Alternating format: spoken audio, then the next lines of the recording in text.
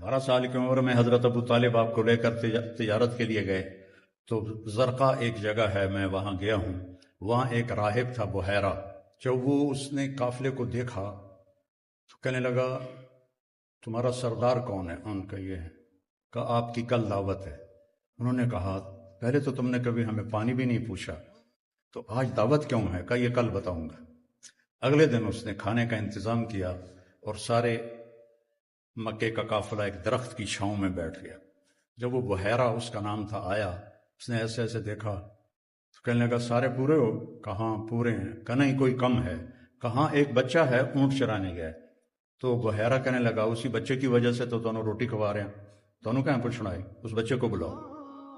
تو پھر ایک آدمی گیا آپ کو لینے، جب آپ تشریف لائے تو چھاؤں ساری کور ہو چکی تھی، سارے لوگ چھاؤں میں بیٹھ چکے تھے، آپ کے لیے چھاؤں میں جگہ نہیں تھی۔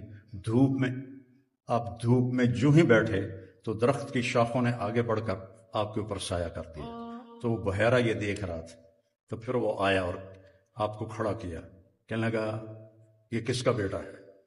تو حضرت ابو طالب نے فرمایا میرا بیٹا ہے۔ کہ جھوٹ بولتے ہو، میرا علم کہتا ہے اس کا باپ مر چکا ہے۔ تو فرمانے لگے ٹھیک کہتے ہو، یہ میرے بھائی کا بیٹا ہے لیکن مجھے اپنے بیٹوں سے عزیز ہے۔ پھر اس نے آپ کی کمر سے کپڑا ہٹایا تو مہر نبوت تھی۔ تو وہ کہنے لگا اس کو یہیں سے واپس لے جاؤ، یہ آنے والے وقت کا نبی ہے، اگر یہودیوں نے دیکھ لیا تو اسے قتل کر دیں گے۔ تو ابو طالب نے وہیں اپنا سامان بیچا، شام بھی نہیں گئے اور وہاں سے واپس چلے۔